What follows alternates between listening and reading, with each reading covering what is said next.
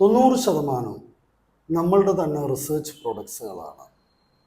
അത് പ്രധാനമായും ആയുർവേദം, സിദ്ധവൈദ്യം, ടിബറ്റൻ മെഡിസിൻ.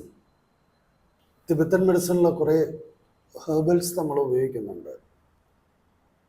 ഇന്ത്യയിൽ അങ്ങോളം ഇങ്ങോളം, കൂടാതെ നേപ്പാൾ, ഭൂട്ടാൻ എല്ലാം യാത്ര ചെയ്ത്